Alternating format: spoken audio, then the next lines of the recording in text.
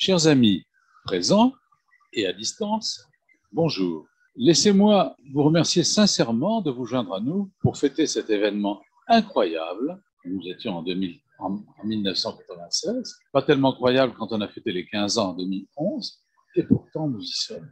Aujourd'hui, nous fêtons le 25e anniversaire de notre club audiovisuel multimédia du Grand Toulouse. Vous vous rappelez, les anciens?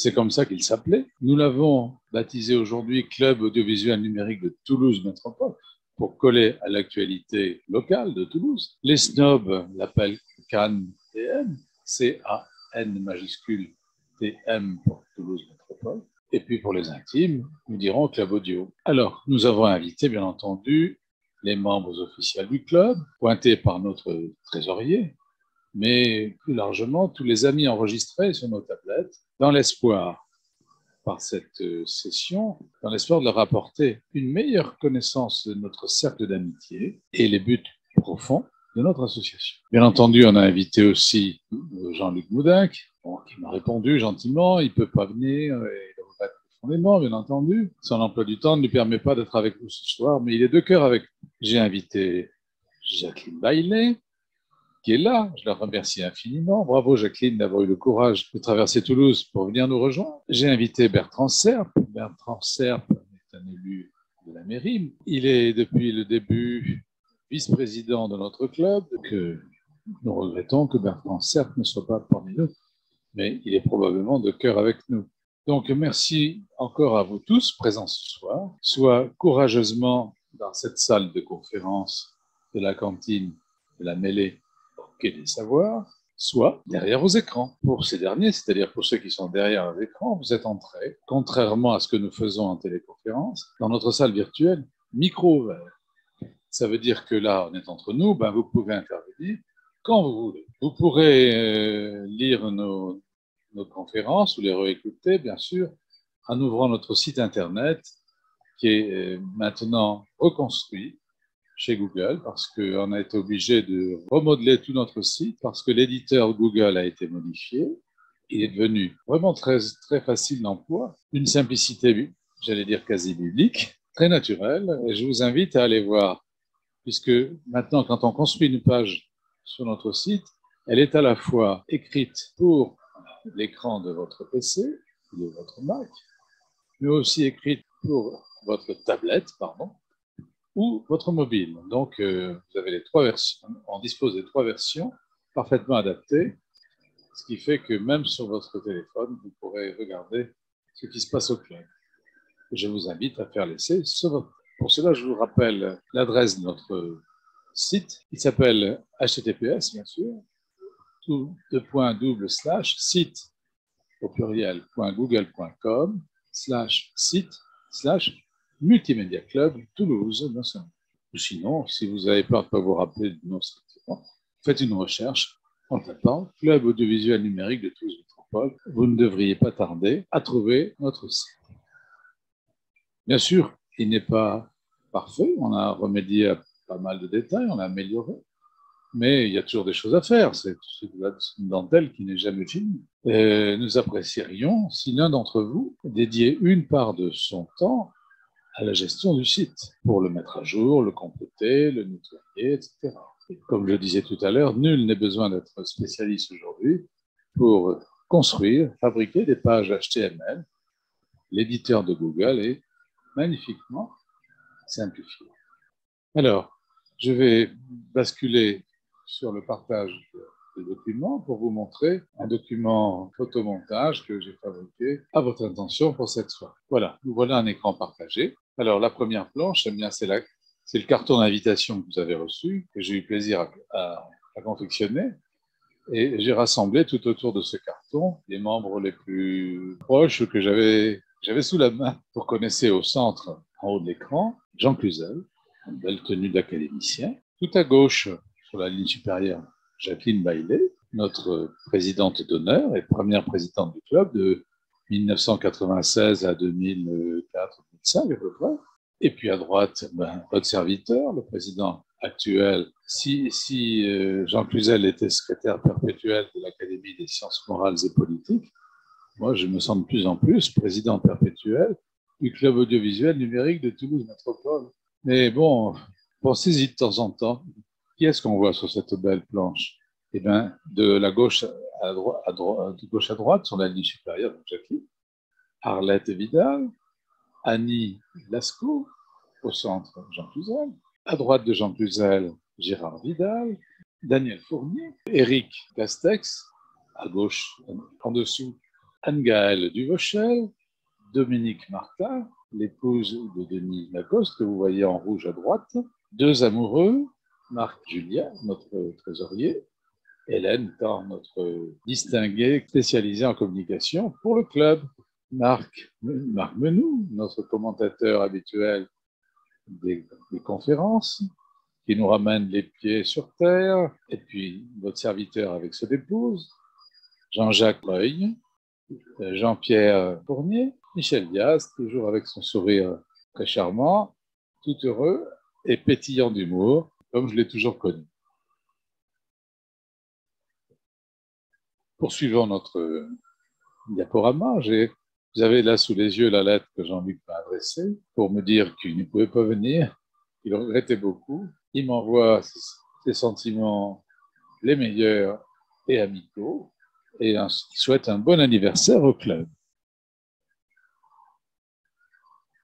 Le club, c'est essentiellement un cercle d'amitié et de réflexion. Et bien là, vous retrouvez quelques amis que vous avez déjà aperçus sur la planche précédente.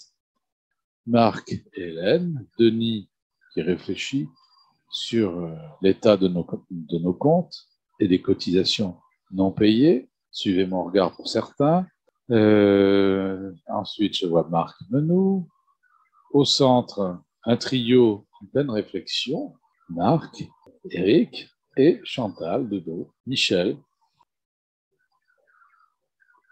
Alors, continuons les premières conférences à laquelle j'ai assisté. Nous venions de quitter la salle du Sénéchal pour nos premières installations dans le grand auditorium de la médiathèque. Et ce soir-là, bien, Jacqueline avait réussi à faire venir des pointures, comme on dit, de la télévision. Marie-Laure Augry, vous vous rappelez tous de Marie-Laure Augry à la journal télévisé, Alain Le Garec, Jean-Claude Alanic, ils étaient venus parler des médiateurs et des rôles des médiateurs à la télévision. On n'entend plus parler beaucoup de médiateurs, d'ailleurs. La télévision est devenue tellement indigente qu'il n'y a même plus besoin de se plaindre auprès des médiateurs pour tenter de l'améliorer. Nous poursuivons à nouveau pour croiser Martine Blaquière en pleine conférence à la médiathèque. Toutes mes félicitations aussi à Martine pour tout ce qu'elle a apporté au club, alors qu'elle était en poste à l'INA Midi-Pyrénées en conjonction avec Chantal Delmont, nous donnant accès aux ressources documentaires pour préparer nos conférences ou encore pour intervenir en personne sur le plateau de l'auditorium de la médiathèque José Cabanis. Alors, bien entendu, les soirées se terminent après la conférence au restaurant. Et vous voyez des personnalités très détendues ce soir-là.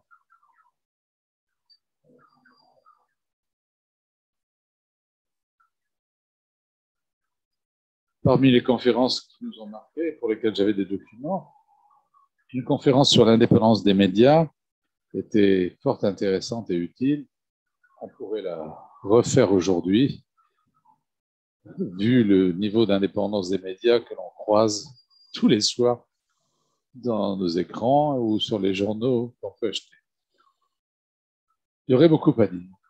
Mais là, vous avez Jacques Godas, ce centre, qui commente l'indépendance des médias, en particulier OCTV. C'est une télévision sur le net qu'il avait montée à l'époque, très indépendante, tout à fait dans son caractère. Ici, en haut à droite, nous croisons Stanley Kless, avocat, et Pierre Espugas, qui commente également cette soirée, avec Clémentine Cabrol, qui participait également à cette conférence. Là, une conférence aussi qui a marqué le début de notre orientation vers le numérique, le triple play. Le triple play venait de sortir, Free venait de sortir sa Freebox, avec 3 fonctions essentielles: Internet, le téléphone et la télévision, pour un prix modique inférieur à 30 €, si je me rappelle bien. Ça devait être en 29,99 €, bien sûr.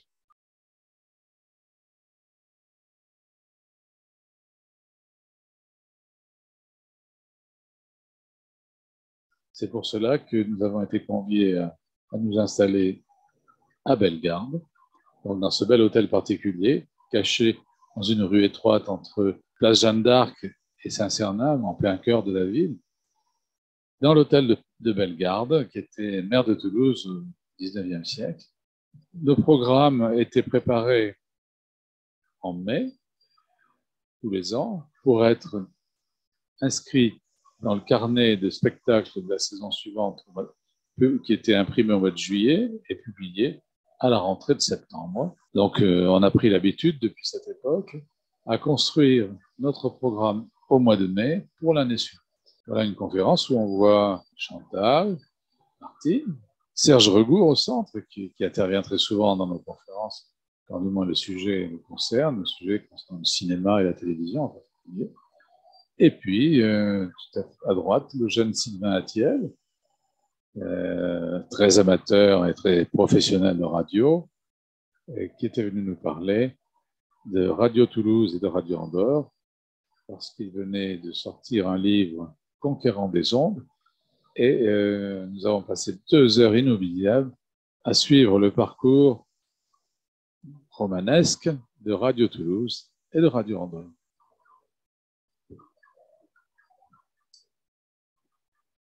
Et là, en 2006, on a fait un très beau voyage à Vichy pour rencontrer notre club homologue, le club audiovisuel de Vichy, dont le président s'appelait Monsieur L'Église, Claude L'Église. Et ce jour-là, nous y sommes allés parce que Jean Cluzel proposait une conférence sur la radio sur le web, radio de l'Académie française, la première radio sur le web qui a été connue en France.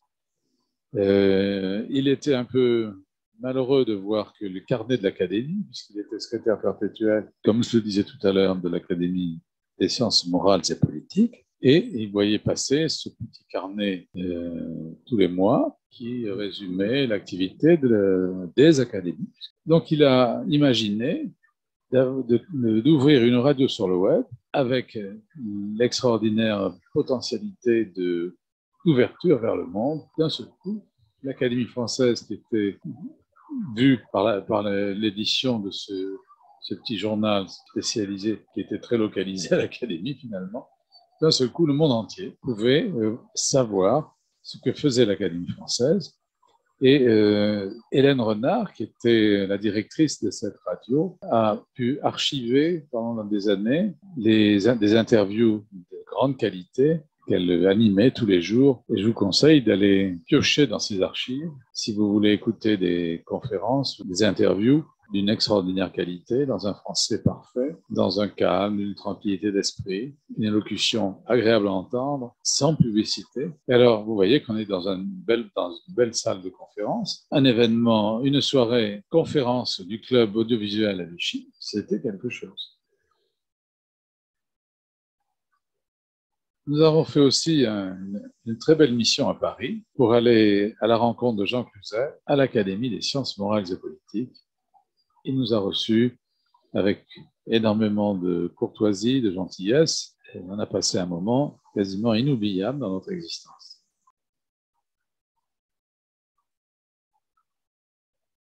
Et voilà la délégation. devant la porte principale, la porte royale de l'Académie française. C'est la porte qui ouvre face au Louvre, sur le pont des Arts. Et cette porte n'est ouverte que lorsqu'il y avait une réception à l'Académie, réception d'un nouvel académicien, le roi ou maintenant le président de la République. Alors bien sûr, on nous a pas ouvert cette porte pour nous. On est passé par des endroits plus discrets. Mais là, Jean Cluzel nous explique un peu tout ça. Jean Cluzel nous a permis de découvrir un bijou, une pierre précieuse, un diamant. C'est la bibliothèque Mazarine au sein de l'Académie. Nous sommes entrés dans ce trésor. Je ne dis pas le bonheur que nous avions éprouvé. Rien que la découverte de la salle, le parfum, l'odeur des livres de cette salle et la splendeur. On a été reçus par le conservateur qui nous a montré quelques incunables, celui-ci qui est sur la photo, et puis une Bible très ancienne, je crois, du XIIIe siècle, qu'on manipule religieusement, bien entendu. Ensuite, Jean Cluzel nous a conduits sous la coupole. Nous sommes installés en face de lui sur des sièges tout à fait honorables. Je me rappelle être assis sur la place des Marguerites d'Ursenard. Et là, il nous explique comment il est entré à l'Académie, comment il a choisi son épée, comment il a décoré.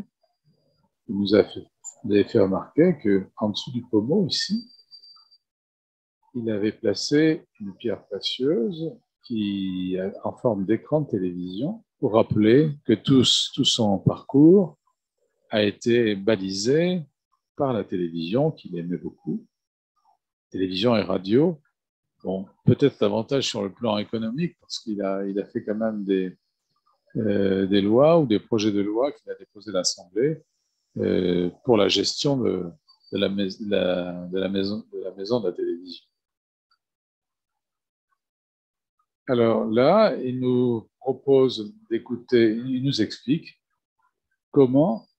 Mais nous sommes en août-septembre 1795, et à ce moment-là, les conventionnels réfléchissent et se disent qu'après tout, les académies, peut-être pas dans leur nom, mais en tout cas dans leur travail, avaient raison d'être. Et alors ils créent, et c'est là où vous voyez l'histoire, ils créent l'Institut de France, l'Institut national de France.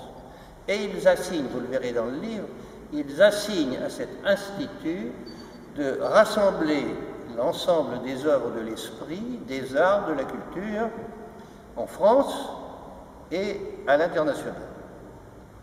Et vous le verrez, c'est la loi 166 exactement, qui a été votée le 25 octobre 1795 par la Convention, et le lendemain, c'était le 9 Thermidor. Le 25 octobre 1795, je vous parle en langage du calendrier actuel, et le 9 Thermidor, c'était l'appellation de la Révolution. Donc le 25 octobre, c'était la veille du 9 Thermidor, et l'Institut est créé. Alors il est créé avec 3 sections, une section des lettres, une section des sciences et une section des mathématiques. Alors ensuite, il nous explique. On s'imagine qu'il y a eu, non, il y a eu des dizaines de civilisations, vous savez bien. Toutes les civilisations, pendant des millénaires, ont des civilisations à transmission orale. Vous savez, actuellement, vous avez, dans le monde musulman et dans le monde juif, vous avez des jeunes qui savent vous réciter pour les musulmans le Coran tout entier et chez les juifs la Bible tout entière. Tout entière. Et qu'est-ce que disait Platon? Alors, Platon, à ce moment-là, a commencé à écrire, et à écrire, avant on savait un peu quand même, l'écriture remonte à plus longtemps que ça, mais on a commencé à faire des livres à peu près à l'époque de Platon, un petit peu avant lui. Et Platon disait, en faisant des livres, on aura des peines à comprendre parce qu'on n'aura pas appris. Et vous avez eu la même chose avec Gutenberg. Lorsque Gutenberg, au XVe siècle, est arrivé, n'est-ce pas, les gens ont dit, oh là là, les livres vont aller partout, etc., etc., ainsi de suite. Et puis on dit aujourd'hui pareil avec Internet, ce qui n'est pas totalement faux. Parce que, aussi bien la période de Platon, la période de Gutenberg que la période d'Internet, vous comprenez, lorsque un de nos contemporains, parlons des Français pour ne pas parler des autres, lorsqu'un de nos contemporains passe 3h30 en moyenne devant la télévision par jour, lorsque des jeunes passent, eux, des heures chaque jour, pas devant la télévision pour ceux qui ont moins de 20 ans, mais devant les jeux vidéo ou Internet, il est certain que sur le plan de la formation intellectuelle, ce n'est pas le meilleur. C'est clair, donc plus le temps d'apprendre. Et c'est pourquoi je vous ai cité l'exemple de ces jeunes musulmans et ces jeunes juifs, pour les raisons que nous savons, assez distants les uns des autres, mais ça se fait de part et d'autre. Et des jeunes, je ne sais pas si à des jeunes de chez nous, si on leur disait vous allez apprendre l'équivalent de la Bible par cœur ou l'équivalent du Coran par cœur, je ne sais pas ce qu'ils nous répondraient. Et pourtant, ça se fait. Voilà. Et ensuite, nous avons eu la présentation et le discours de la nouvelle académicienne qui a fait son discours, que nous avons pieusement écouté, mais c'était un discours très animé, très souriant, et dont on ne se rappelle plus trop la teneur, mais on avait passé un bon moment. Même Napoléon, qui l'a surveillé, a trouvé ça tout à fait charmant.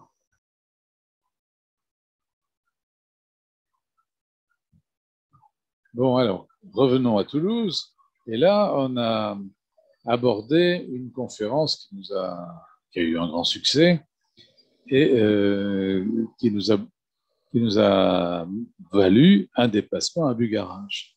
On a voulu faire à cette occasion, vous savez que le 21 décembre 2012, la rumeur courait dans le monde entier, dans les réseaux sociaux, que la fin du monde était prévue ce jour-là, et précisément sur la montagne noire de Bugarach, que vous voyez au centre de cette image. Le diable était là, dans l'église voisine, est allé visiter Bugarach.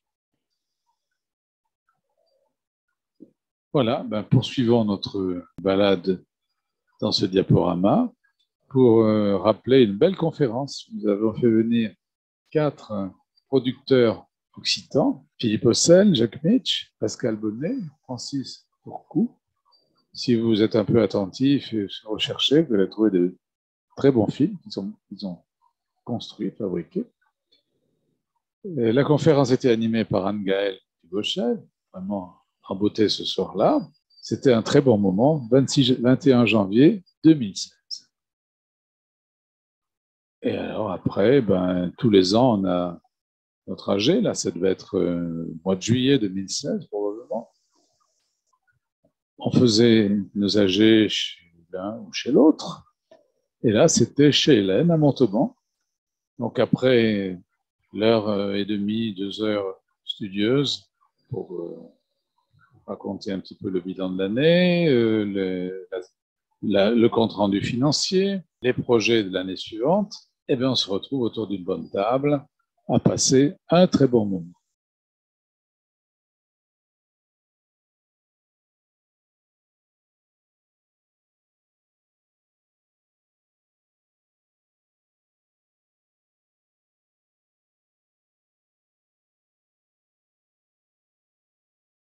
C'est donc depuis la rentrée 2016 que nos conférences ont lieu dans la salle présente, avec l'appui de son équipe technique pour la logistique planning, affichage, comme je disais tout à l'heure, et dans le fil d'actualité de Midi News.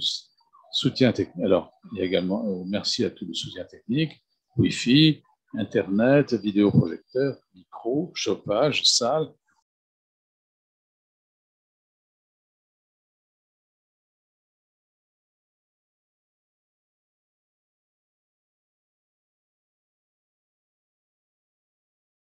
Alors, nous voilà donc installés au Quai des Savoirs et on a été content de faire évoluer notre logo en y associant de chaque côté la mêlée et la cantine.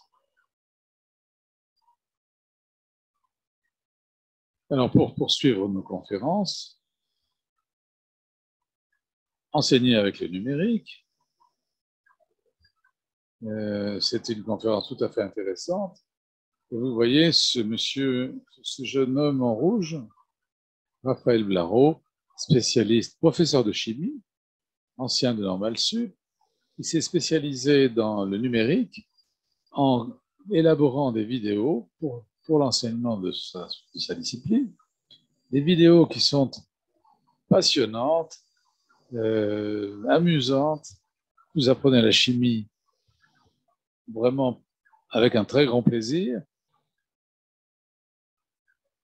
Une autre très belle conférence sur la médecine et Internet, la télémédecine. Et ce jour-là, nous avons eu l'honneur de recevoir le professeur Louis Laringue, qui est venu, malgré sa difficulté de déplacement et son grand âge, il avait 96 ans. Il m'avait demandé s'il pouvait intervenir et faire un petit discours, qu'il était le créateur des SAMU à Toulouse et en France, et que la télémédecine avait un grand avenir. C'était un moment fort de cette conférence et même de beaucoup d'autres. Une conférence, encore une autre. Que va devenir la télévision au salon? Alors pour cela, nous avions invité René Girma, que vous apercevez en bas à gauche, Séverine Laurent au centre, à côté de Serge Regour, Philippe Fraisière en bas à droite, Bertrand Montubert à droite, et au-dessus de Bertrand Montubert, Alexandrine Pans, que vous avez déjà vu sur la note. Belle soirée, conférence avec Dakar. En bas, la salle de Dakar, en direct, qui nous parle des griots, ces journalistes ou conteurs, qui comptent au nom du gouvernement local les péripéties du pays. Voilà, mais merci d'avoir écouté un peu cette présentation.